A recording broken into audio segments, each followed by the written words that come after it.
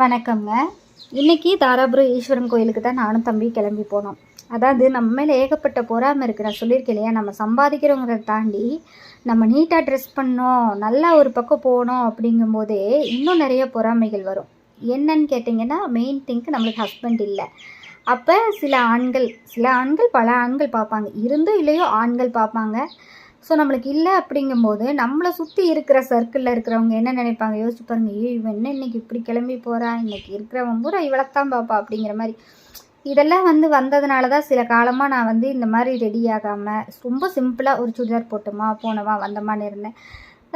இப்போ யோசிக்கிறேன், ஏன்டா நம்ம சந்தோஷத்தை நம்மளே இழந்துட்டு போகிறோம். எவனோ அவனுக்கு கண்ணு இருக்குது பார்க்குறான், நம்ம என்ன அப்படியா காட்டுறோம், நம்ம நீட்டாக தானே ரெடி ஆகி போகிறோம், ஏன் நம்ம சந்தோஷத்தை இழந்தோன்னு சொல்லி இப்போ புத்தி திருப்பி நான் கம்பேக் ஆயிருக்கேன்னு வச்சுக்கோங்களேன்.